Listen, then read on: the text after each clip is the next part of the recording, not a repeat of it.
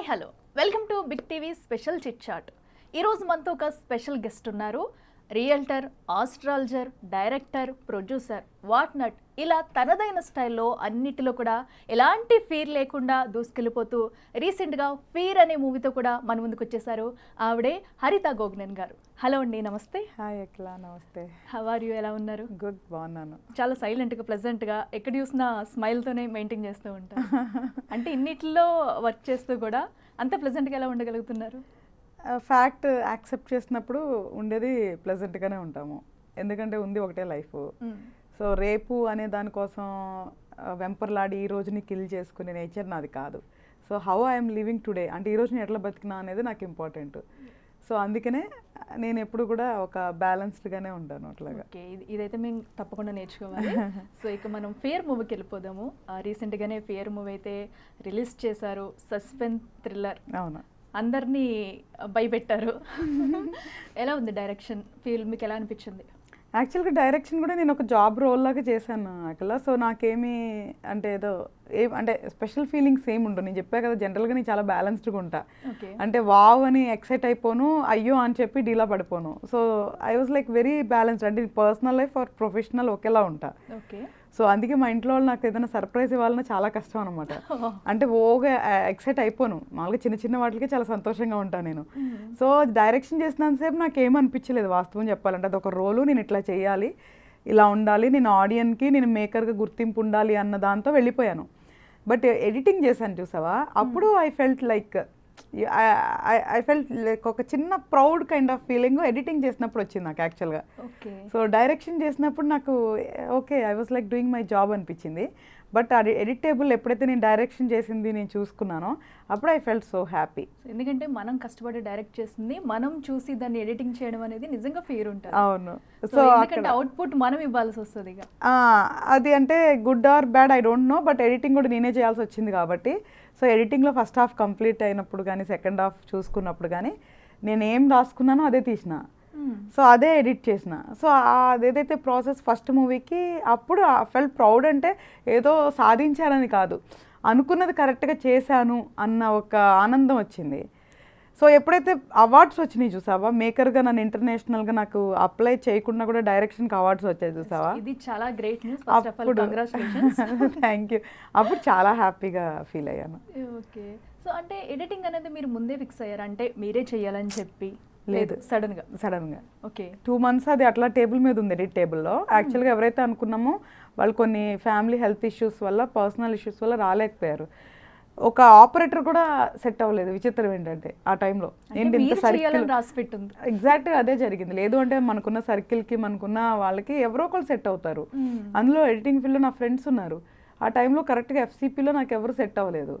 So set అవ్వకపోవటం, ఒకళ్ళు ఎవరైతే నేను హైర్ చేసుకున్నానో వాళ్ళు రాలేకపోవటం, అట్లా మల్టిపుల్ టైమ్స్ జరిగింది. సో ఇంకా ఇట్లా జరుగుతుంది కదా అని చెప్పేసి నేనే కూర్చొని స్టార్ట్ చేసిన. ఎడిటింగ్ టచ్ ఉందా? ఆ ఫోన్లో మొబైల్స్ ఎడిట్ చేయడం తప్ప నేను ఎప్పుడు ఎడిట్ చేయలేదు. ఎందుకంటే మొబైల్ ఎడిటింగ్ చాలా కామన్ విషయం, ఇప్పుడు ప్రతి ఒక్కరు చేస్తున్నారు. బట్ ఒక మూవీ ఎడిటింగ్ అనేది చాలా టఫ్. అవును. ఎలా మీరు నేర్చుకుని చేశారా ఏంటి ఆ టైంలో? లేదు, అసలు నిజం చెప్పాలంటే ఏం నేర్చుకోలేదు. ఒక ఆపరేటర్స్ని హైర్ చేసుకున్నా అని చెప్పాను కదా, వాళ్ళు వచ్చినప్పుడు ఎఫ్సిపిలో అది లోడ్ చేయటం అవన్నీ నేను చూసుకున్నాను అనమాట. అంతే. బేసికల్గా నేను చాలా క్విక్ లెర్నర్ని. సో టెక్నాలజీ ఇట్ల మీద ఐ వాజ్ ఇంటూ సాఫ్ట్వేర్ కాబట్టి ఎంతో కొంత నాలెడ్జ్ ఉంది. ఆ రెండింటి వల్ల జస్ట్ అలా చూసి నేర్చుకోవడమే తప్ప ఈవెన్ నేను ఒక బిలీవ్ ఆర్ నాట్ ఒక ట్యుటోరియల్ వీడియో కూడా నేను చూడలేదు. ఓకే. అంటే ఎఫ్సిపి ఈజ్ వెరీ ఈజీ నా దృష్టిలో. ఏమో నాకైతే చాలా ఈజీ అనిపించింది. So even lucky Lakshman movie అప్పుడు నేను ప్రొడ్యూసర్ని కదా, నెక్స్ట్ మూవీ నేను డైరెక్ట్ చేస్తాను కాబట్టి అప్పుడు ఎడిట్ టేబుల్లో కూర్చున్నాను నేను మొత్తం. ఓకే. సో అప్పుడు వాళ్ళు వాడింది వేరే టూల్ అయినా సిమిలర్ వర్క్ కదా. సో నేను అప్పుడు అదంతా కూడా నాకు బ్రెయిన్లోకి వెళ్ళిపోయింది. సో అందుకే నాకు అసలు ఈజీ అనిపించింది, ఏమి అసలు ఇబ్బంది అనిపించలేదు. ఓకే. ఈ ఫియర్ మూవీకి చాలా అవార్డ్స్ వచ్చినాయి. సో అవార్డ్స్ అన్నీ రియల్ వేనా అంటూ కూడా కొంతమందికి డౌట్స్ ఉన్నాయి.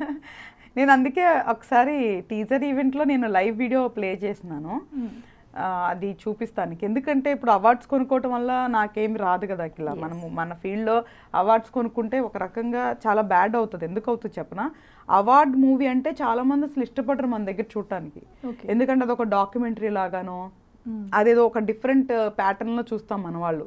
ఇంటర్నేషనల్గా అవార్డు అంటే ఒక వాల్యూ ఉంది, బట్ మన తెలుగు వాళ్ళ దగ్గర అవార్డు ఇలాంటివి మూవీస్కి అవార్డ్స్ అంటే ఒక డిఫరెంట్ ఒపీనియన్ ఉంది.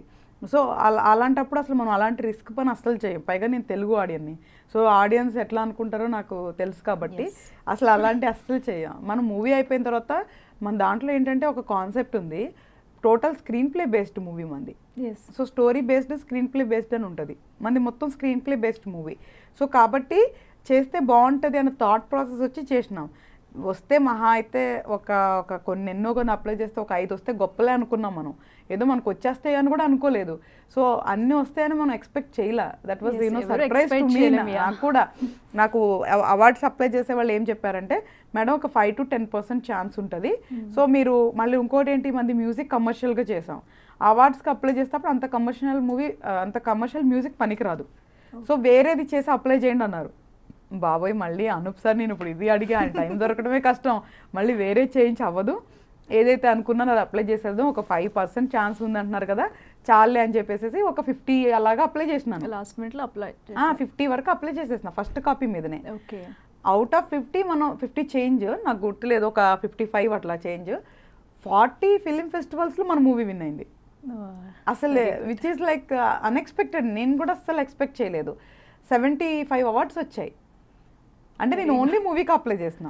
సో 75 అవార్డ్స్ అంటే ఎవరు ఎక్స్పెక్ట్ చేయరు కదా. ఒక్క మూవీకి చేసినామంటే ఇన్కేస్ ఏదైనా ఒక్క అవార్డ్ 2 అవార్డ్స్ అనేవి ఎక్స్పెక్ట్ చేయొచ్చు, ఎందుకంటే మనం తీస్తున్నాము గుర్తింపు ఉండాలని చెప్పేసి.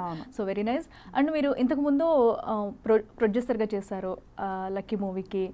సో దానికి మీ హస్బెండ్ డైరెక్టర్. అవును. ఎస్, అప్పుడు మీరు ప్రొడ్యూసర్గా చేశారు. సో అయితే ఆ మూవీ ఫ్లాప్. సో అంటే వెరీ గుడ్ మూవీ. ఎక్కడ కూడా మీరు గూగుల్లో కానీ ఎక్కడ చెక్ చేసుకున్నా lucky Lakshman is a good movie, average అంటారు తప్ప అసలు బ్యాడ్ ఫ్లాప్ అనే మాట ఎక్కడ రాలేదు. ఓకే. వస్తే అసలు అమెజాన్ వాళ్ళు తీసుకోరు కూడా, ప్రైమ్ లో కూడా అలౌ చేయరు. సో మీరు పెట్టిన అమౌంట్ వచ్చింది, ఏమన్నా నష్టం వచ్చిందా దానికి? ఫస్ట్ మూవీస్ ఎప్పుడు కూడా ఫుల్ అమౌంట్ రాదు అఖిల, అంటే బయట అందరు చెప్పుకోలేకపోవచ్చు. నాకేమి దాంట్లో అసలుకి అదేదో ప్రెస్టేజ్ ఇష్యూగా అట్లా నేను ఎప్పుడు తీసుకోను. ఒక పని చేసినప్పుడు పేరు అనేది ఫస్ట్ ఇంపార్టెంట్ అంటా నేను. Second money. ఈరోజు కాకపోయినా రేపైనా వస్తుంది మనీ, ఇక్కడ కాకపోతే ఇంకో చోటనే సంపాదించుకుంటాం. ఎప్పుడైనా పేరు, మంచి మూవీ తీసామన్న పేరు రావాలి. లక్కీ లక్ష్మణ్ వల్ల అసలు లక్కీ లక్ష్మణ్ ప్రొడ్యూసర్ అనే నాకు చాలా గౌరవం వచ్చింది ఇండస్ట్రీలో. ఓకే. అంత మంచి మూవీ తీసినందుకు చాలా గౌరవం వచ్చింది. రెండోది దానివల్ల రికగ్నైజేషన్, దాంతోనే నేను ఎక్కడికన్నా వెళ్ళగలను, ఎవరితోనో మాట్లాడగలను. సెకండ్ మూవీకి నాకు ఫస్ట్ మూవీ వల్లే చాలా పెద్ద పెద్ద యాక్టర్స్తో కలగలిగాను. పెద్ద పెద్ద వాళ్ళందరి దగ్గర లక్కీ లక్ష్మణ్ ప్రొడ్యూసర్ అంటే ఒక క్యాడర్గా చూశారు నన్ను.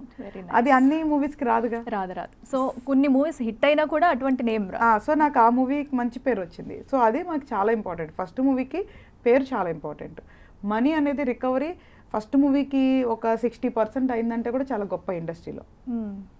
అస్సలు రికవరీ లేని మూవీస్ నీకు వేలల్లో ఉంటాయి. So it is not to ఎవరిను అంటే వచ్చే వాళ్ళకి ఎంకరేజ్మెంట్ ఉండకూడదని చెప్పట్లా, ఫ్యాక్ట్స్ యాక్సెప్ట్ చేసి రావాలి అంటున్నా, ఫీల్డ్ గురించి తెలుసుకొని రావాలి. సో అందువల్ల నాకు నేమ్ పరంగా నేను ఈవెన్ ఫియర్ అప్పుడు కూడా డే 1 నుంచి నేను అదే చెప్తున్నా అందరికీ, ఫస్ట్ నేమ్ ఇంపార్టెంట్. మనకి మంచి పేరు వచ్చింది అనుకో, తర్వాత అవే వస్తాయి ఆపర్చునిటీస్, డబ్బులు అవన్నీ. Yes, correct.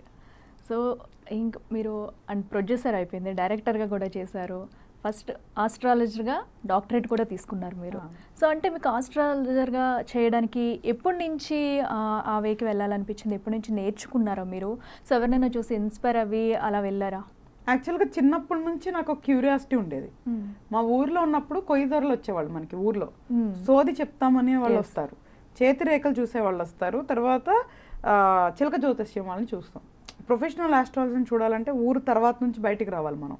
ఊర్లో ఉన్నప్పుడు వీళ్ళే వస్తూ ఉండేవాళ్ళు. వీళ్ళు చెప్తున్నప్పుడల్లా నాకు ఒక క్యూరియస్ ఉండేది, ఏంటబ్బా వీళ్ళు ఎట్లా చెప్తున్నారు ఏంటి అని ఒక క్యూరియాసిటీ ఉండేది చిన్నప్పటి నుంచే. సో తర్వాత సిటీకి మూవ్ అయిన తర్వాత ఇలా బర్త్ చార్ట్ మీద చెప్పే ఆస్ట్రాలజర్స్ని, నాడి జ్యోతిష్యం వాళ్ళని చూసిన, అంటే అన్ని కేటగిరీ వాళ్ళని నేను వెళ్ళి చూస్తూ ఉండేదాన్ని, వింటూ ఉండేదాన్ని అనమాట. బికాస్ ఆఫ్ ద క్యూరియాసిటీ, అసలు ఏంటి సబ్జెక్టు అని, ఎలా చెప్తారు ఒకళ్ళు, ఫ్యూచర్ ఎట్లా చెప్తారు, పాస్ట్ ఎట్లా చెప్తారు అన్న క్యూరియాసిటీ.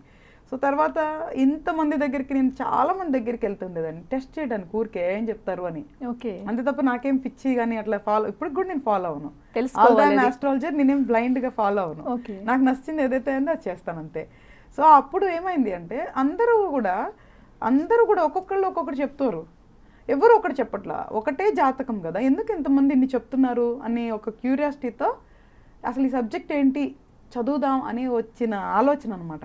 అంటే ఎక్కడ రాంగ్ ఉంది, చెప్పే వాళ్ళలో రాంగ్ ఉందంటే 100% వాళ్ళు పూర్తిగా చదువుకుంటే అందరూ ఒకటే చెప్పాల్సిందే, ఒకటే శాస్త్రం. వేదిక్ ఆస్ట్రాలజీ ఎస్పెషల్లీ వేదాల నుంచి ఏదైతే మనకి సబ్జెక్ట్ వచ్చిందని మనం చెప్తున్నామో, వేదిక్ ఆస్ట్రాలజీ అనేది ఒకటే సబ్జెక్టు. ఓకే, అదొకటే, ఇంకా అసలు దాంట్లో ఎక్కడ మార్పు లేదు. మనం ఎంత చదివితే అంత ప్రాక్టీస్. ఇప్పుడు డాక్టర్ ఉంటారు నాన్న, హౌస్ సర్జన్ చేస్తారు వాళ్ళు, ఫస్ట్ ప్రాక్టీస్ చేస్తారు, తర్వాత కొంచెం ఎక్స్పీరియన్స్ వస్తుంది, తర్వాత సీనియర్ డాక్టర్స్ అవుతారు. వాళ్ళకి ఎట్లాగా వ్యారీ ఉంటుంది, ఇది కూడా అంతే. అసలు చదువుకోకుండా చెప్తారు చాలా మంది. చూస్తున్నాం కదా, ఎందుకంటే సోది చెప్పే వాళ్ళు ఒకరు, మీరు అన్నట్టుగా ఊర్లోకి వచ్చే వాళ్ళు, చిల్లక జ్యోతిషం, ఇలా టైప్స్ ఆఫ్ వేస్లో ఉన్నారు. సో వేదిక్ ఆస్ట్రాలజీ అనేది యాక్యురేట్గా చెప్పగలిగే ఒక టూల్ అన్నిట్లో కల్లా. మిగతా అన్నీ కూడా చెప్పాలి అంటే లైక్ చేతిరేఖల సబ్జెక్ట్ ఒకటి డిఫరెంట్ ఉంటుంది, చూసి చెప్పాలి అంటే వాళ్ళకి దివ్య దృష్టి ఉండాలి. అసలు దివ్య దృష్టి ఉండేంత గొప్పోళ్ళు మన మనుషుల్లో ఉండటం చాలా కష్టం. మన మధ్యలో ఇలా నార్మల్ జీవితం జీవిస్తూ ఏది పడితే అది తిను, ఏది పడితే అది మాట్లాడే వాళ్ళకి దివ్య దృష్టి ఉండదు. అసలు అది రావాలంటే చాలా కష్టపడాలి. సో ఎలా చెప్తారు వాళ్ళు? So it is out of commercial business అంతే. నేను ఒకళ్ళు ఇన్సల్ట్ చేయాలని చెప్పట్లా, మన పీపుల్ ఎడ్యుకేట్ అవ్వాలని చెప్తున్నా. వాళ్ళని నమ్మి బ్లైండ్గా డబ్బులు ఖర్చు పెడతారు, వాళ్ళు ఏం చెప్తే అది చేస్తారు. సో అట్లాంటివి చేయకూడదు. అంటే మీరు ఆస్ట్రాలజీలో కమర్షియల్గా వెళ్ళరా? వెళ్ళను. ఓకే, అంటే నేను చెప్పే సమయానికి డబ్బులు తీసుకుంటా. ఓకే, అలా అని చెప్పి నేను ప్రమోషన్స్ చేసుకొని నా దగ్గరికి రమ్మని నేను చెప్పను. నా దగ్గరికి బేసికల్గా త్రూ రిఫరెన్స్ చెప్తా. యాజ్ ఆఫ్ టుడే పబ్లిక్కి నేనేం టూ మచ్ అవైలబిలిటీ లేను, బికాజ్ నాకున్న ప్రొఫెషనల్ వర్క్స్ వల్ల నేను చిన్న లిమిటెడ్ టైంని కేటాయిస్తా. అది త్రూ రిఫరెన్స్ కంపల్సరీగా చెప్పాలి అన్నవి కేటాయిస్తా. సో నేను టైం కేటాయించేదానికి నేను ముందే వాళ్ళకి ఫీ చెప్పి తీసుకుంటా. ఓకే, సో మిగతా వేరే దండుకోటాలు లాంటివి చేయను. I'm very straight forward, I'm very చాలా హానెస్ట్ ఉంటా. సో బట్ నా దగ్గరికి వచ్చినప్పుడు ఏంటి అంటే వాళ్ళకి ఇంకొకరి దగ్గరికి వెళ్ళాల్సిన అవసరం అయితే రాదు. Wow, because I educate the people. అంటే మీ దగ్గరికి వచ్చే వాళ్ళు ఎవరన్నా ఇది చెప్పారా మీకు? అసలు వెళ్ళరు కదా నా దగ్గరికి, రెండోసారి సరిగ్గా రారు, వాళ్ళకి అవసరం కూడా ఉండదు అసలుకి.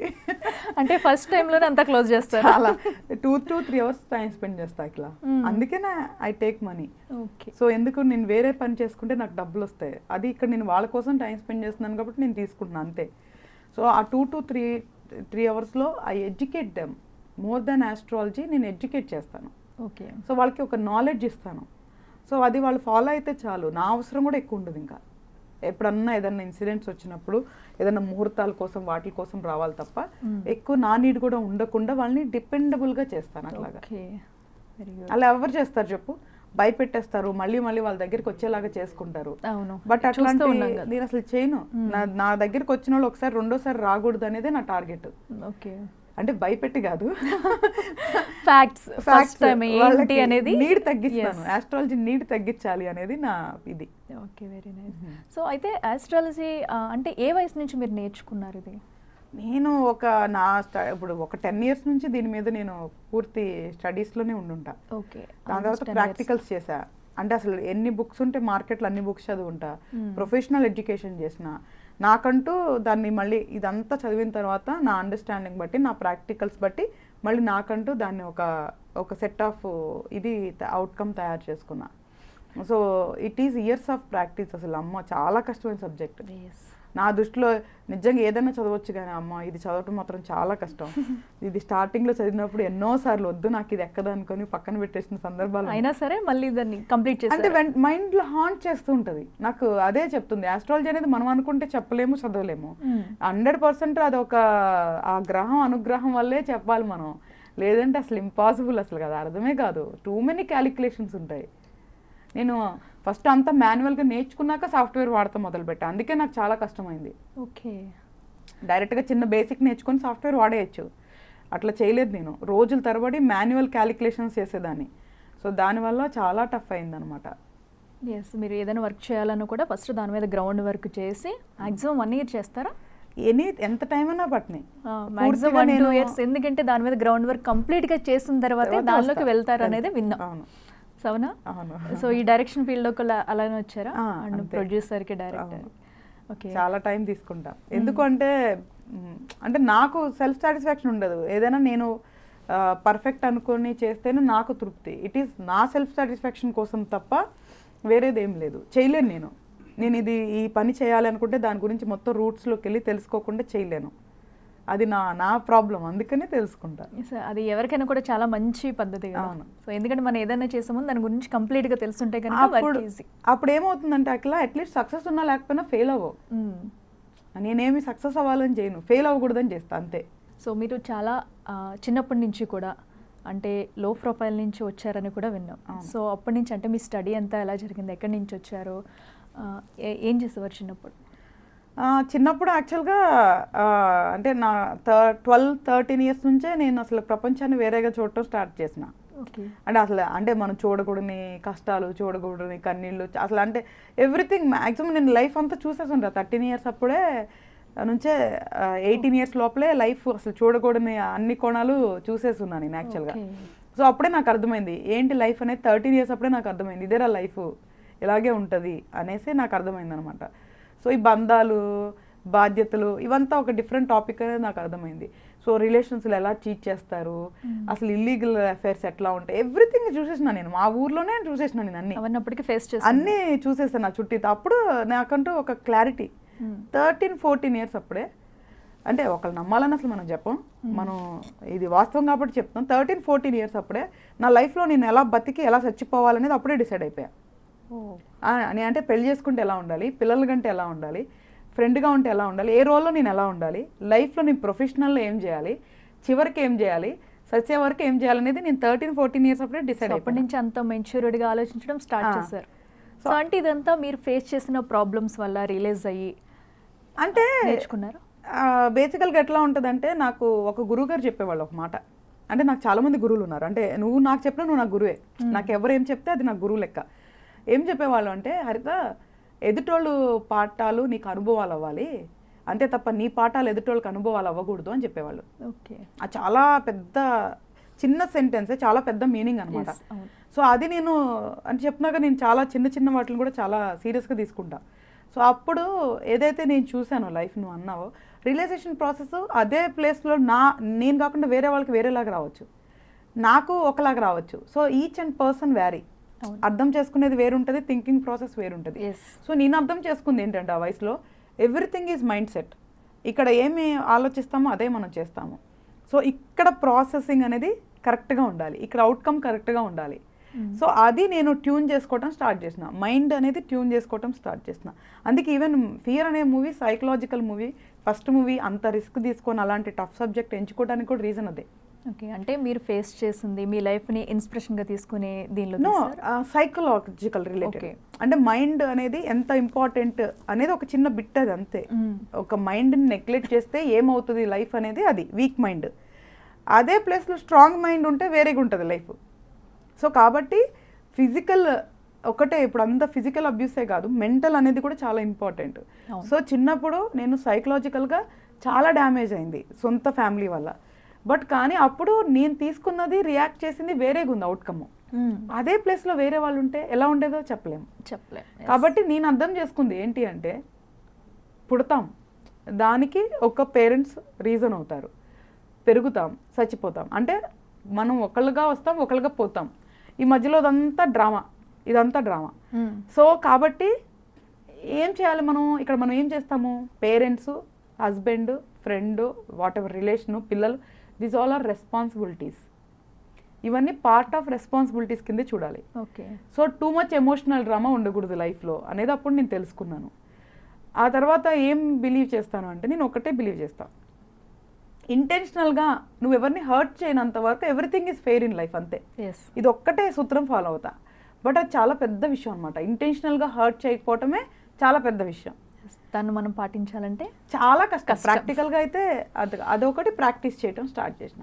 సో కష్టమైన నిజమే మాట్లాడతా, ఎవరికి ఇష్టం లేకపోయినా నిజమే మాట్లాడతా, ఒకళ్ళు నిజం మాట్లాడకపోయినా పర్వాలేదు, అబద్ధం మాట్లాడను. సో లైఫ్ ఏంటి ఆ రోజు నేను చూసా, అంటే సెకండ్స్లో లైఫ్ చూసా, అంటే చావు అంచుల వరకు వెళ్ళి చూసిన. సో అప్పుడు తెలిసింది, మనం అంతా రేపు అనే దానికోసం కొట్టుకుంటాము, గ్రాంటెడ్గా తీసేసుకుంటాము. రేపు నేను అది తినాలి, ఎల్లుండి నేను ఆ ఇంట్లో ఉండాలి, అవతల ఎల్లుండి ఆ కారు కొనాలని ఈ రోజు అంతా రూపాయి దాచుకుంటాము.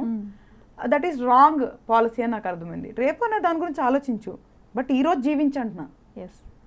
నేను ఏమంటానంటే, ఈరోజు జీవించి రేపు అనే దాని గురించి ఆలోచించు అంట. So you don't believe there are days అంటే నెక్స్ట్ డే అంటే రేపు నాకు బతుకుతానికి డబ్బులు లేని రోజులు కూడా ఉండుంటాయి, కానీ ఈ రోజే బతికేదాన్ని నేను. రేపు అనే దానికోసం ఈ రోజు ఎప్పుడు చంపుకునేదాన్ని కాదు. Okay. So that is how I struggled. నేను చాలా సాక్రిఫైస్ చేస్తుంటా మా పేరెంట్స్ కోసము, నా సిస్టర్స్ కోసము, ఫ్రెండ్స్ కోసము చాలా చేస్తుంటా. బట్ నేను బతుకుతూ చేసుంటా సాక్రిఫైస్లు. ఎస్, అది తెలుస్తుంది కదా, ఎందుకంటే మీరు చెప్పిన ఏజ్లోనే అన్ని స్ట్రగుల్స్ ఫేస్ చేసి ఆ ఏజ్ నుంచే మూవ్ ఆన్ అవ్వడం, సో ఒక లైఫ్ మీద ఒక క్లారిటీ తెచ్చుకోవడం అనేది కూడా చాలా గ్రేట్ ఆ ఏజ్లో. అవును. సో అండ్ మీకు మ్యారేజ్ చేసుకున్న తర్వాత, ఎందుకంటే మీరు ఆ ఏజ్లోనే చాలా ప్రాబ్లమ్స్ ఫేస్ చేశారు, సో ఒకటి ఫిక్స్ అయ్యారు. అండ్ మ్యారేజ్ తర్వాత మీ లైఫ్ ఎలా ఉంది? మ్యారేజ్ తర్వాత కూడా అంటే అదే చెప్తున్నా అట్లా నాకేమి అంటే అదే చెప్పా, నాలాంటి పర్సనాలిటీస్కి పెద్ద డిఫరెన్స్ ఏం తెలియదు. ఓకే. సో బిఫోర్ ఆఫ్టర్ ఎలా ఉంటుంది. బట్ కాకపోతే ఏమైందంటే ఇప్పుడు నా హస్బెండ్ అనే వ్యక్తి వల్ల నాకు కొంచెం స్ట్రెంగ్త్ యాడ్ అయింది.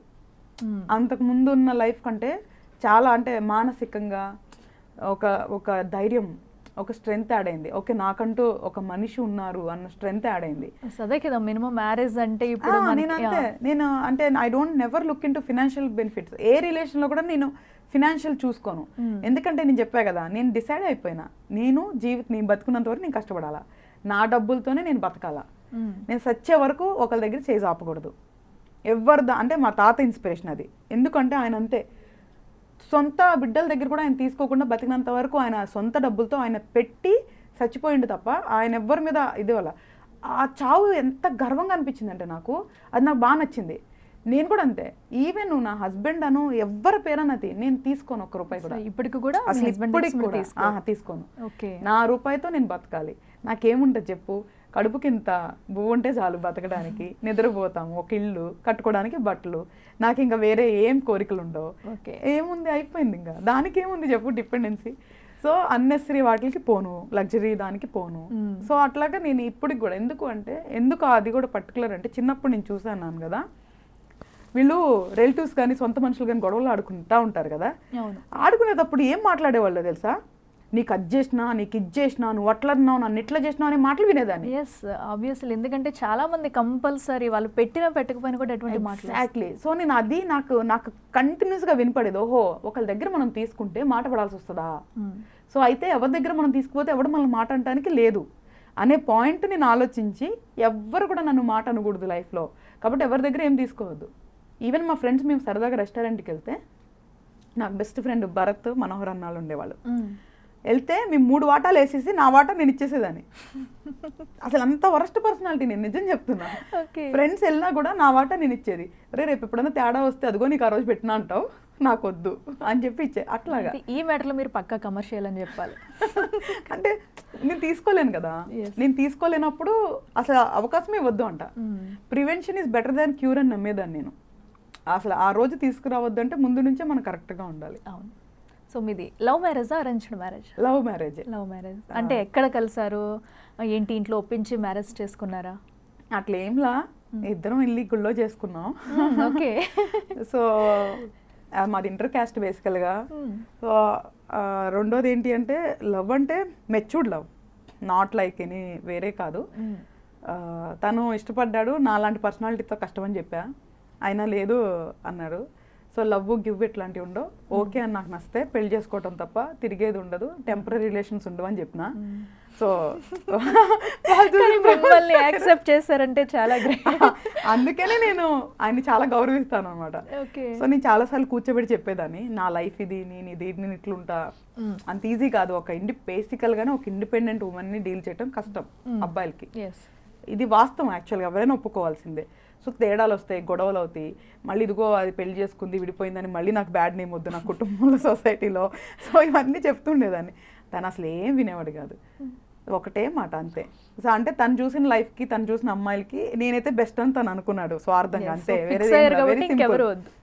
సో అనుకుంటే సరే నీ కర్మ, నేను ఏం చేస్తాను అంత డిసైడ్ అయినావు కాబట్టి. అయితే మీరు మ్యారేజ్కి ముందు చెప్పారు, ఓకే, మ్యారేజ్ తర్వాత ఎప్పుడన్నా అలా ఫీల్ అయ్యారా, అయ్యో అనవసరంగా చేసుకున్నట్టు, నన్ను ఎప్పుడన్నా ఫీల్ కలిగింది అడిగారా మీరు? అసలు తను ఎప్పుడు అసలు ఆ మాట అన్నా, నేనన్నా నోరు ఏదో ఒకటి పడేస్తాను తప్ప తను అసలు ఏ రోజు ఒక్క మాట ఈ రోజు వరకు కూడా అన్నా. నాకు కోపం వస్తే మాత్రం చెప్తున్నాగా, నేను ఏదైనా చూపిస్తా ఫీలింగ్ ఓపెన్ గా. నాకు తెలిసి ఒకవేళ చెప్పిన వేస్ట్ అని చెప్పి లోపలే ఫీల్ అయ్యి ఉంటారు. జస్ట్ తను కూడా చాలా స్ట్రైట్ ఫార్వర్డ్ అలాగే. తను కూడా చెప్పేస్తాడు, ఖచ్చితంగా చెప్పేస్తాడు. సో నా విషయం అయితే ఓపెన్గా చెప్పేస్తాడు. సో అయితే నేను కోపం వస్తే చూడు నేను చెప్పాను పెళ్లి వర్కౌట్ అవుదని, చూడు అది ఇదని చెప్పి నేను స్టార్ట్ చేసేస్తా. తను మాత్రం అస్సలు ఒప్పుకోడు. కూర్చోబెట్టి చెప్పేవాడు, ఎనీ రిలేషన్ మనం కష్టపడి వర్కౌట్ చేసుకోవాలి తప్ప ఊరికే గివ్ అప్ అవ్వకూడదు, అట్లా మాట్లాడొద్దని చెప్పేవాడు. సో నేను తన వల్ల చాలా చేంజ్ అయ్యా రిలేషన్స్ పరంగా. నేను చాలా ఒక టైప్ ఆఫ్ మైండ్ సెట్లో ఉన్న మనిషిని కదా. అప్పుడు లేదు మనం కూడా రిలేషన్స్ ని నమ్మాలి, వర్కౌట్ చేసుకోవాలి అని చెప్పి, కొంచెం ప్రేమ జాలి చూపించాలి అని చెప్పి, అసలు నిజంగా చెప్పాలి అంటే నేనేమి టూ మచ్ లవ్ ఎఫెక్షన్ చూపించే కైండ్ ఆఫ్ పర్సనాలిటీ కాదు, తెలుస్తుంది క్లియర్గా. అంటే రెస్పాన్సిబుల్ గా ఉంటాను. సో అక్కడ అతని పరిస్థితి ఏంటనేది కూడా మాకు కొంచెం పిక్చర్ కనిపిస్తుంది. టూ మచ్ గా ఎమోషన్స్ చూపించే పర్సనాలిటీ కాదు నాది. సో నేను అట్లా అలవాటు అయిపోయి ఉన్నాను కదా చిన్నప్పటి నుంచి, చాలా వేరేగా చూస్తాను లైఫ్ ని. అంటే నువ్వు నమ్మవు అఖిల, 13 ఏళ్ల వయసు నుంచి ఆల్మోస్ట్ నేను నాకు గుర్తున్నంత వరకు బిఫోర్ మ్యారేజ్ వరకు కూడా ఎన్నోసార్లు చచ్చిపోయి ఉంటా. ఎన్నోసార్లు చచ్చిపోదాం అనుకుని ఉంటా, మానసికంగా చంపేసి ఉంటారు నన్ను చాలాసార్లు. నేను ఫిజికల్గా చచ్చిపోదాం అనుకుని ఉంటా. అసలు చాలా అలా చూసిన వాళ్ళకి ఇంకా నువ్వు ఎమోషన్స్ ఉండాలి, ఇట్లా ఎక్స్ప్రెషన్ ఉండాలంటే ఉండదు. బట్ వై ఐఎమ్ లీవింగ్ అంటే ఒక పాయింట్ వరకు మా అమ్మ కోసం బతికిన, తర్వాత ఒక పాయింట్ నుంచి నా పిల్లల కోసం బతుకుతున్నా. ఇదే లైఫ్ అంటే ఇంక ఏంటి లైఫ్ చెప్పు అనిపిస్తుంది. మనం చేయాలంటే ఓకే, మనకి ఏదో ఒక బాధ్యత కంపల్సరీ యాడ్ అవుతూ ఉంటుంది. సో నిజం చెప్పాలంటే దేవుడు నన్ను బతికిస్తానికి ఒక బంధాన్ని ఇచ్చాడు అనుకుంటా. లేదు అంటే నువ్వు నమ్ము ఎప్పుడు సన్యాసుల్లో హిమాలయాల్లో కూర్చొని వేదాంతాలు మాట్లాడుతూ ఉండేదాన్ని. సో ఇప్పుడు కూడా ఇంకా మనుషుల్లో ఉన్నాను అంటే ఈ బంధాల వల్లే. బట్ కాకపోతే ఎప్పుడు నేను చాలా మారిపోయాను అంటే, నేను ప్రపంచం మొత్తాన్ని ఎదిరించి మా మమ్మీ కోసం బతికితే ఆ అమ్మ నన్ను ఒక పాయింట్లో వదిలేసింది అనుకున్నప్పుడు. అంతకుముందు వరకు ఏమనుకునేదానంటే అట్లా ప్రపంచంలో ఏ బంధం అన్నా మోసం చేస్తారు కానీ అమ్మాన బంధం మోసం చేయదు అనుకుని బతుకుతుండేదాన్ని. అన్నిటినీ వదిలేసి ఆ ఒక్క బంధాన్ని కోసం బతికేదాన్ని.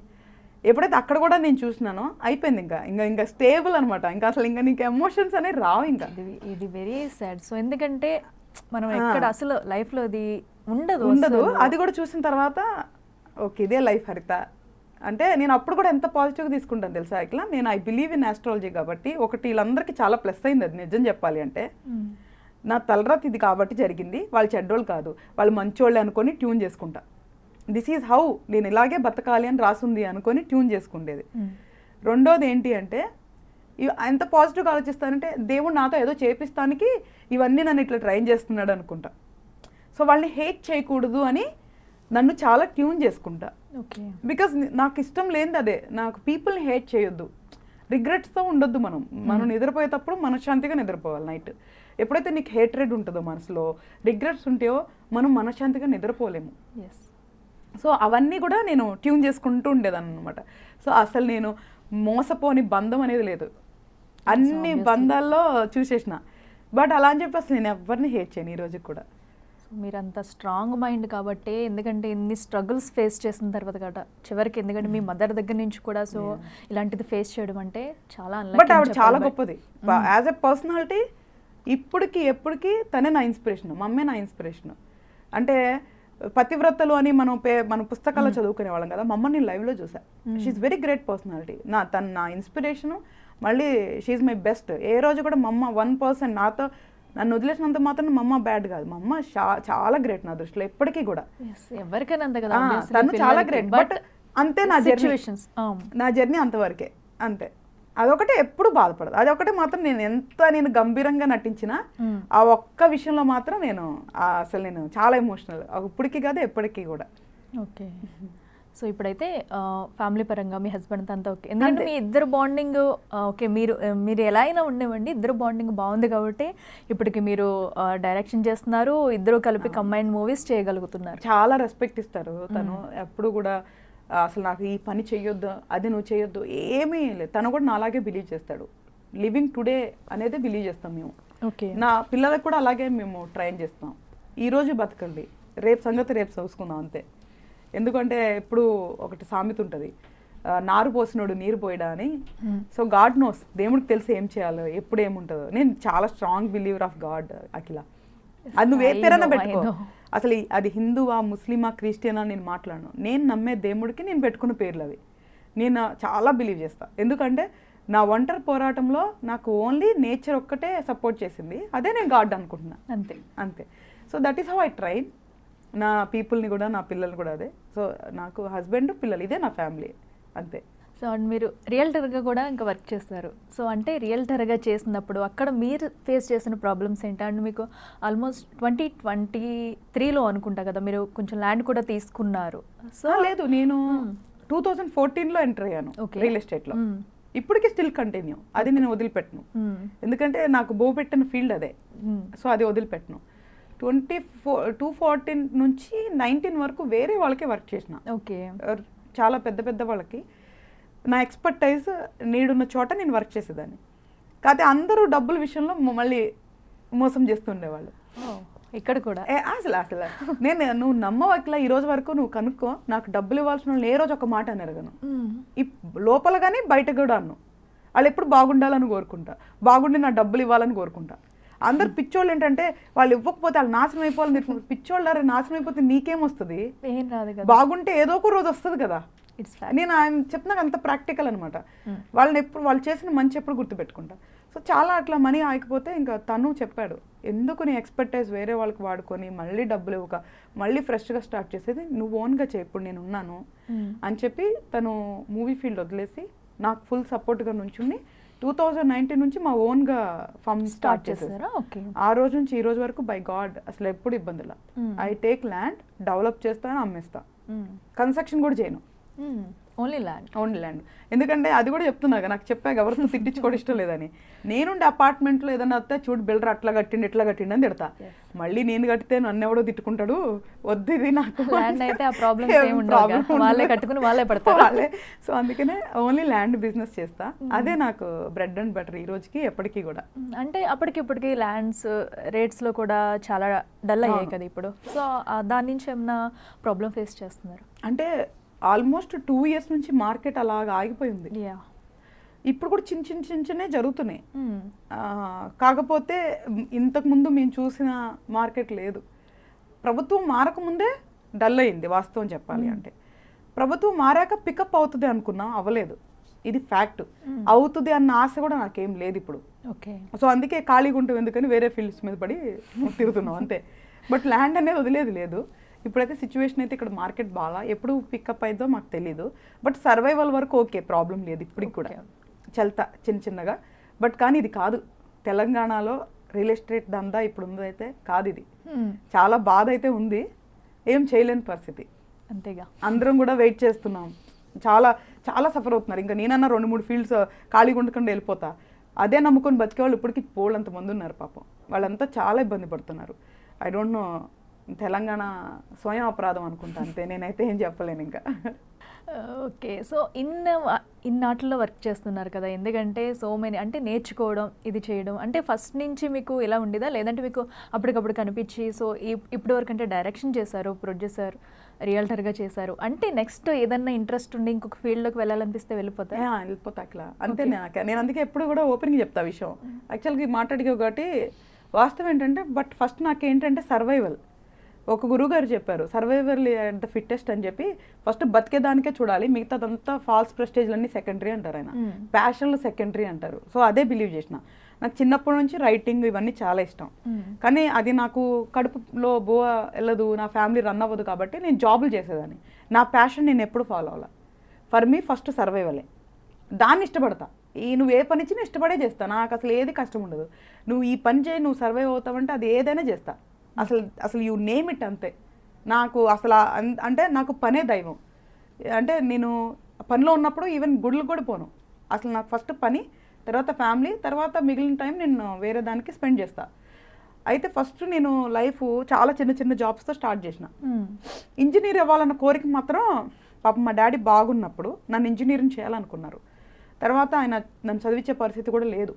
ఇంటర్మీడియట్ కూడా నాకు మా మామయ్య వాళ్ళు ఉండేవాళ్ళు, ఇప్పుడు ఆయన కాంటాక్ట్లో లేరే. ఎక్కడున్నా కూడా నేను లైఫ్లో ఎక్కడన్నా రుణపడి ఉంటానంటే ఫస్ట్ నేను మా బాబు మామయ్యకి రుణపడి ఉంటాను. ఓకే. అంటే మా డాడీ మాకు బట్టలు కూడా కొనలేని పరిస్థితిలో మాకు అన్ని రకాలుగా చూసుకున్న అండగా ఉన్న వ్యక్తి ఆయన. బాబు మామయ్య అంటే మమ్మీ వాళ్ళకి పిన్ని కొడుకు అవుతారు, లాంగ్ రిలేషన్. బట్ సొంత మామ కంటే కూడా ఆయన చాలా బాగా చూసుకున్నారు.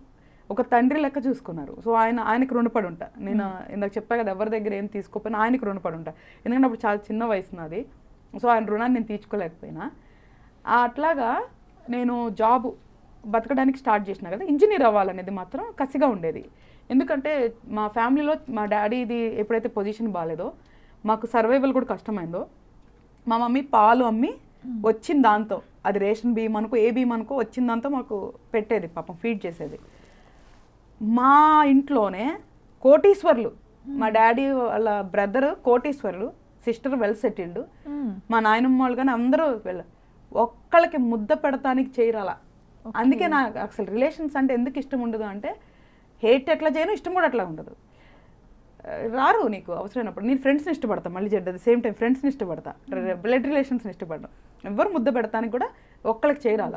ఆ సిచ్యువేషన్స్ చూసారు కాబట్టి మనకి ఏంటి అనేది తెలుసు కాబట్టి మీరు ఫిక్స్ అయ్యారు. అప్పుడు హేళన చేశారనమాట, డబ్బులు లేవుగా ఇంజనీర్ ఎట్లా అవుతావు అని వాళ్ళ పిల్లలు హేళన చేశారు. వాళ్ళే అనుకోండి అంత పద్ధతిగా పెంచారు. మా మమ్మీ వాళ్ళు మాత్రం నన్ను సూపర్గా పెంచినారు. వాట్ ఎవర్ నేను టుడే వాళ్ళ వల్లే. అప్పుడు అనుకున్నాను నేను ఎట్లయినా ఇంజనీర్ అవ్వాలని. ఇంటర్మీడియట్ తర్వాత నేను జాబ్ చేయటం స్టార్ట్ అయింది నా లైఫ్. ఫర్ ఫ్యామిలీ, నాకు వేరే ఆప్షన్ లేదు. ప్రైవేట్గా డిగ్రీ చేస్తుండే కష్టపడి, పాప మా అక్క నాకు హెల్ప్ చేసింది అప్పుడు. అయితే ఇంజనీర్ ఎట్లా అవ్వాలబ్బా అనుకొని, ఎప్పుడు ఎట్లా ఇంజనీర్ అవ్వాలి, ఇంజనీర్ చదివే ఛాన్సే లేదు కదా అనుకుంటే, సాఫ్ట్వేర్ ఇంజనీర్ అవ్వచ్చు అని చెప్పారు. ఓకే, ఏదైతే ఉంది ఇంజనీర్ ఉంది కదా అని చెప్పి ఆ కోర్సుల మీద పడ్డా. డిగ్రీ అయ్యాక నేర్చుకుని అట్లా సాఫ్ట్వేర్ ఇంజనీర్ అయ్యా ఫస్ట్. ఫస్ట్ నా మేజర్ జాబే సాఫ్ట్వేర్ ఇంజనీర్. యుఎస్ వెళ్ళాలా, ఎందుకు మా ఫ్యామిలీకి మా ఏదైతే గౌరవం ఉందో అది నేను నిలబెట్టాలి. మమ్మల్ని హేళన చేశారు అమెరికాలో ఉండి అని చెప్పి అమెరికా వెళ్ళాలి, ఏంది ఎవరికి సహాయం లేకపోయినా వెళ్ళాలా అని చెప్పి అమెరికా వెళ్ళినా. ఇదిగో ఇట్లాగనమాట. అంటే నేను చాలా కసిగా తీసుకుంటా చిన్నప్పటి నుంచి. ఇంజనీర్, అందుకే సాఫ్ట్వేర్ ఇంజనీర్నా. అమెరికా వెళ్ళా, అమెరికాలో అక్కడ అమెరికా కంపెనీలో జాబ్ చేసిన. అయితే ఏంది, ఎవరు సహాయం కావాలి, మనం బతకాలనుకుంటే ఒక సపోర్ట్ అవసరం లేదు. వాళ్ళ సపోర్ట్ లేదు, వీళ్ళు సపోర్ట్ లేదని చెప్పేవాళ్ళు చేతగాని వాళ్ళు ఆ దృష్టిలో. ఒక అమ్మాయిగా నేను వితౌట్ సపోర్ట్ చేసిన, అట్లా గర్వంగా చెప్తాను నేను. వెళ్ళినా అప్పుడు హ్యాపీ. ఒక ఫస్ట్ గోల్ అయిపోయింది, రీచ్ అయిపోయింది కదా, ఛానల్ సాఫ్ట్వేర్లోనే ఉన్నా. దాని తర్వాత ఒక అన్న గురించి రియల్ ఎస్టేట్లోకి వచ్చిన అనుకోకుండా. సో అక్కడ కూడా నాకు అన్యాయం జరిగే, అయినా సరే పట్టించుకోలే. ఆ ఫీల్డ్లో కూడా ఛానల్లో ఉన్నా. ఆస్ట్రాలజీ అనేది ప్యారలల్గా నడుస్తూ ఉండే స్టోరీ, అది ఫుల్ ప్రొఫెషనల్ కాదు కదా, పార్ట్ టైం స్టోరీ. అభి గురించి, నా హస్బెండ్ గురించి మూవీ ఫీల్డ్కి వచ్చా. ఎందుకు స్టార్ట్ చేసామంటే తనకుంది ఒకే ఒక డ్రీమ్, డైరెక్టర్ అవ్వాలని. అందుకోసం మళ్ళీ వేరే వాళ్ళ దగ్గరికి వెళ్తే వాళ్ళు తన్ని అనుకున్నట్టు చేయనిస్తారో లేదో, ఏదున్నా మనకి నచ్చింది చేయాలా. గుడ్ ఆర్ బ్యాడ్ మనమే తీసుకోవాలి క్రెడిట్, ఒకళ్ళ మీద వేయకూడదు. సో మన మనిషిని మనమే నమ్మి డబ్బులు పెట్టినప్పుడు వేరే వాళ్ళు ఎందుకు పెట్టాలి, అది ఎథికల్ అనిపించలేదు నాకు. సరే నేనే పెడతాను అంటే తను అసలు ఒప్పుకోలా. లేదని చెప్పి ఫస్ట్ మూవీ అట్లాగా మూవీ ఎంట్రీ అయినా.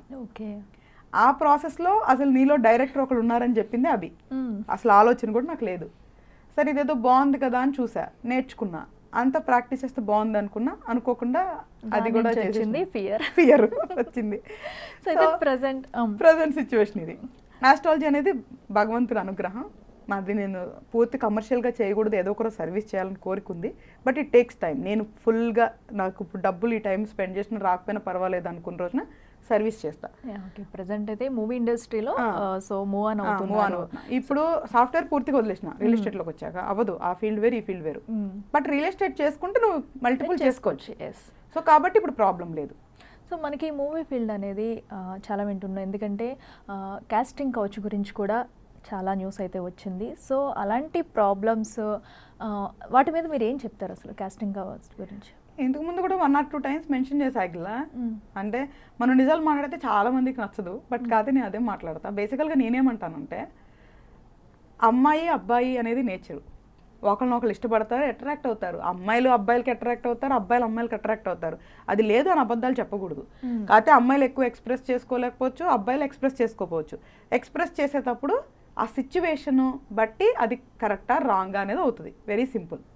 నెంబర్ 1, పెళ్లి కాని వాళ్ళు ఎన్ని మాట్లాడుకున్నా పర్వాలా. పెళ్ళైన వాళ్ళు మాట్లాడినప్పుడు డెఫినెట్గా మనం ఉన్న సొసైటీ ప్రకారం కొన్ని తప్పులు ఉంటాయి. సో ఇప్పుడు ఏమవుతుందంటే అన్ని ఫీల్డ్స్లో ఉంటాయి అమ్మాయిల ఇష్యూలు, అబ్బాయిల ఇష్యూలు అన్ని ఫీల్డ్స్లో ఉంటాయి. కాకపోతే ఇది గ్లామర్ ఫీల్డ్ కాబట్టి కొంచెం ఎక్కువ ఎక్స్పోజ్ అవుతుంది. వేరే ఫీల్డ్లో కూడా అనుకూలంగా ఉంటూ ఉద్యోగాలు ఇచ్చి బయట కూడా చాలా ఉండొచ్చు. అసలు ఏ రంగం కూడా మనం కించపరచకూడదు. ఈ రంగంలో కొంచెం ఎక్కువ ఉండొచ్చేమో, లేదా వాళ్ళు ఒప్పుకోవచ్చేమో, మనకు తెలియదు. ఇది ఎందుకంటే మీడియా కూడా ఇంట్రెస్ట్ చూపిస్తారు కాబట్టి దీంట్లో ఎక్కువ బయటకు రావచ్చు. వేరే ఫీల్డ్స్లో ఎవరు కెమెరాలు పెట్టుకొని ఉండరు కదా. సో ఇక్కడైతే రెడీగా ఏదైనా ఒక దాన్ని చూపించాలంటే మీడియానే ఎక్కువ 100%. గ్లామర్ ఫీల్డ్ మీద కొంచెం కన్ను ఎక్కువ ఉంటుంది. సరేనబ్బా మనం వెళ్ళినాం ఒక చోటకి, అడుగుతారు, వాళ్ళకి ఇష్టపడ్డారు కాబట్టి అడుగుతారు. వాడు చాలా హానెస్ట్గా అడుగుతున్నాడంటే ఒప్పుకుంటావా లేదా నీ మీద కదా ఆధారపడి ఉందంట. ఓకే, వాళ్ళు అడిగారు, సరే నాకు ఇష్టం లేదని వచ్చేయరాదు, అది నీ చాయిస్ కదా, ఇష్టమా వెళ్ళవా అది కూడా నీ చాయిసే. అఖిల నువ్వు బతుకుతున్నావు కదా, నీ లైఫ్ గురించి క్వశ్చన్ చేసే అధికారం ఈ ప్రపంచంలో ఎవ్వరికి ఉండదు. ఒక్కళ్ళకి ఉంటుంది, నీ బోవు పెట్టే వాళ్ళకి. నేను నీకు బోవు పెట్టట్లా, నాకేమిటి అఖిల ఏం చేసుకుంటే. అర్థమైందా నీకేమన్నా? అర్థమైంది. కానీ అందరూ ఆ మైండ్ సెట్ ఉంటారు కదా. ఉన్నప్పుడే మన సొసైటీ మారుతుంది. నేనేమంటానంటే ప్రతి ఒక్కరికి వాళ్ళకి నచ్చినట్టు బతికే హక్కు ఉంది. ఇలాగే బతకాలి అలాగే బతకూడదు అని చెప్పే హక్కు ఎవరికి లేదు. నాకు నచ్చపోతే అది తప్పు, నచ్చితే అది కరెక్ట్ కాదు. చాలా మంది థింక్ చేసేది ఏంటంటే మనకు తిండి లేకపోయినా పర్లేదు, పక్కనోడు ఎలా తింటున్నాడు తప్పది. నేను అదే చెప్తా, మనం ఒకరికి బోవు పెట్టినంత వరకు మనకి వాళ్ళని అధికారం లేదు. ఇప్పుడు నేనున్నా అఖిల, ఇప్పుడు నెక్స్ట్ డైరెక్షన్ నేను బయట చేయాలనుకున్నా. నేను నాకు ఒక స్టేటస్ ఉంటేనే నాకే వేరేగా వినాల్సి వచ్చింది నేను బయటికి వెళ్ళి చేయాలనుకున్నప్పుడు. వాళ్ళని తప్పంటలేదు, నేను వాళ్ళతో ఎంత ఓపెన్గా మాట్లాడుంటాను తెలుసా.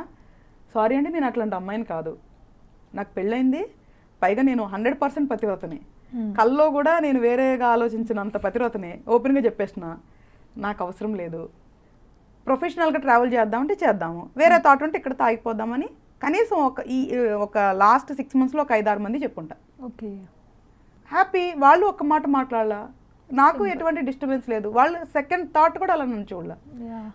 నేనేమంటా, మనం ఎట్లా ఉంటాము అనే దాన్ని బట్టి ఎదుటోళ్ళు ఉంటారు. ఓకే, సో నువ్వు బతకటానికి మనం ఏమన్నా చేసినప్పుడు దాని తర్వాత అది పెద్దగా చూపించకపోవటం నాకైతే తెలియదు. బట్ నేనేమంటానంటే ఆఫర్ యాక్సెప్ట్ చేసేవాళ్ళు ఉన్నప్పుడు ఆఫర్ ఇచ్చేవాళ్ళు ఉంటారు, అంతేగా. ఇది 2 సైడ్లు ఉంటుంది, ఒక్క సైడ్ తప్పని అయితే నేను చెప్పలేను. సో మన బట్టి ఉంటుంది అఖిల. నచ్చి చేసిన తర్వాత మళ్ళీ తప్పు అంటే మాత్రం కష్టం, దాన్ని ఎవరేం చేయలేం. ఇప్పుడు మీకు ప్రజెంట్ ఇంకా ప్రొడ్యూసర్కి డైరెక్షన్కి, సో రెండిట్లో ఏది బాగుంది మీకు? డైరెక్షన్ బాగుంది. ఎంతైనా ఫినాన్షియల్ ఉంటే ఎంతో కొంత స్ట్రెస్ ఉంటుంది, బట్ నెక్స్ట్ టైం నేను ఐ వాంటెడ్ టు ఎంజాయ్ ఆ డైరెక్టర్ వచ్చే ఆ ఫెసిలిటీస్, అది నేను ఫుల్ ఫ్లెడ్జ్డ్గా ఎంజాయ్ చేయాలనుకుంటున్నాను. నెక్స్ట్ దానికి ఇన్ని పెట్టుకొని నేను అంత స్ట్రెస్ తీసుకోవాలనుకోవట్లేదు. సో కాబట్టి నెక్స్ట్ టైం ఓన్లీ డైరెక్షన్ ఒక్కటే చేయాలి అనుకుంటున్నాను. అంటే ఫేర్ మూవీ డైరెక్షన్లో మీరు ఏం నేర్చుకున్నారు? అంటే నేను అది జాబ్లా చేశా కదా, నేను ఎక్కడ తప్పులు చేయలేదు కాబట్టి కొత్తగా నేనేం నేర్చుకోలేదు యాక్చువల్గా దాంట్లో. నేనేం అంటే గొప్ప చెప్పడం కాదు, నేనేం రాసుకున్నాను అది తీసేసిన. సో ఇంకా నాకు దాంట్లో అసలు ఏం తేడా తెలియలేదు.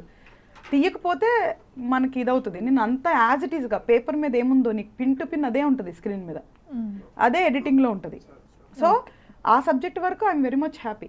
సో నెక్స్ట్ కమర్షియలా లేదా మళ్ళీ ఏదన్నా సబ్జెక్ట్ ఓరియంటెడ్ వెళ్దామా అనే కన్ఫ్యూజన్లో ఉన్నాను నేను ఇప్పుడు. కాకపోతే ఏంటంటే నేను ఫస్ట్ లక్కీ లక్ష్మణ్లో చాలా క్రాఫ్ట్ నేర్చుకున్నా, తర్వాత ఫియరు, ఒక లైటింగ్ ఒకటి ఇంకా నేర్చుకోలేదు. ఈ మూవీకి అది కూడా కొంచెం కవర్ చేద్దాం అనుకుంటున్నా. Okay, so good. ఎందుకంటే ఇప్పటివరకు ఇన్నిట్లో కూడా ట్రావెలింగ్ చేస్తూ కూడా సక్సెస్ఫుల్లీ వర్క్ చేస్తూ వచ్చారు. అయితే ఒక లేడీగా మీరు చిన్నప్పటి నుంచి పడ్డ స్ట్రగుల్స్ కానివ్వండి, వాటిని దాటుకుని ముందుకు రావడం, ఇప్పుడున్న యూత్కి చాలామంది, ఇప్పుడు మన జనరేషన్లో చూస్తూ ఉన్న అమ్మాయిలు కానీ అబ్బాయిలు కానీ ఏదన్నా చిన్న జరిగినా సూసైడ్ చేసుకోవడం, లేదా బయట సిచ్యువేషన్స్ చూస్తాం, చంపుకోవడం, ఇలాంటివన్నీ. అంటే ఇప్పుడున్న యూత్కి మెయిన్గా అమ్మాయిలకి మీరు ఏ సజెషన్స్ ఇస్తారు? ఏమన్నా ఒక 2 tips. బేసికల్గా నేను చెప్పినంత మాత్రాన 100% వింటారని కాదు, బట్ యాజ్ ఏ ఒక అంటే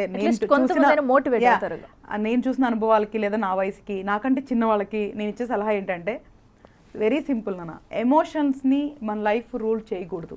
గుర్తుపెట్టుకోండి, అన్నిటికీ ప్లే మైండ్. సో మైండ్లో ప్రాసెస్ చాలా అవుతాయి, బట్ దాని అవుట్కమ్ ఏంటనేది కంట్రోల్ చేసుకునేది మన చేతుల్లో ఉంటుంది. సో మైండ్లో ప్రాసెస్ అయ్యేది ఎంతవరకు కంట్రోల్ చేసుకుంటాము, ఎంతవరకు బయటికి తీసుకొస్తాము. అఖిల అన్నట్లు చంపటాలు, చచ్చిపోటాలు అవన్నీ మైండ్లోనే జరుగుతాయి. వాడు ఇలా చేశాడు కదా, వాడిని చంపేద్దామని మైండ్ చెప్పొచ్చు, కానీ ఒక ప్రాణిని చంపే హక్కు మనకి లేదు అని చెప్పి మనల్ని మనం సప్రెస్ చేసుకోవాలి. అలాగే చచ్చిపోవాలని కూడా ఏముంది చెప్పండి, బతకడానికి మనకి అసలు పెద్ద ఖర్చు ఏం అవ్వదు. సో ఎమోషన్సే మనల్ని రూల్ చేస్తాయి కాబట్టి ఎమోషన్స్ని కంట్రోల్లో పెట్టుకోవాలి. ఎవరి గురించి ఆలోచించొద్దు, ఎలా బతకాలనుకుంటే అలా బతకండి. ఒకటే రూల్, నేను ఎప్పుడు డే 1 నుంచి ఎప్పటికి చెప్తాను, ఇంటెన్షనల్గా ఎవరిని హర్ట్ చేయొద్దు. Everything is fair in life అంటాను. మీకు నచ్చింది చేయండి, నచ్చింది బతకండి, ఎవరికి అడిగే క్వశ్చనే లేదు. కాకపోతే మనం వేరే వాళ్ళని ఇబ్బంది పెట్టకుండా చేయాలి ఏ పనైనా, అదొక్కటి చూసుకుంటే చాలు. కాబట్టి మైండ్ స్టెబిలిటీ చాలా ఇంపార్టెంట్, కాబట్టి మెయిన్ ఇక్కడ వర్క్ చేయండి, అంతా కూడా చాలా బాగుంటుంది. సో మనల్ని ఒకళ్ళు చూసి గర్వపడకపోయినా బాధపడకుండా ఉండాలి. అది పేరెంట్స్ అయినా, మనతో ఉండేవాళ్ళైనా, చివరికి మనమైనా సరే. సో ప్రౌడ్గా ఇది నేను అని చెప్పుకునే స్థాయిలో మనం ఉండాలి, అంతే. అంతకు మించి ఏమిలా మిగతా అన్నీ కూడా మీకు తెలిసి ఏం చేయాలో ఈ రోజు బతకండి చాలు, అంతే. Yes, thank you so much Haritha గారు. అండ్ అలాగే మీరు ఇంకా మంచి మంచి మూవీస్తో డైరెక్షన్ చేయాలి, అందరినీ అలరించాలి. సో ఆల్ ది బెస్ట్ మీకు కూడా. అండ్ మీ లైఫ్ స్టోరీని, మీరు పడ్డ కష్టాలని కూడా ఒక ఇన్స్పిరేషన్గా, చాలామంది ఇన్స్పిరేషన్గా తీసుకుని కూడా పైకి రావచ్చు. సో అన్ని ప్రాబ్లమ్స్ ఫేస్ చేస్తూ కూడా మీ లైఫ్ జర్నీని మాకు చక్కగా వివరించారు. Thank you so much. Thank you so much Akhila. So చూసారు కదా, ఇది ఇవాల్టి special chit chat. Keep watching big TV. For more videos like this, subscribe Big TV channel.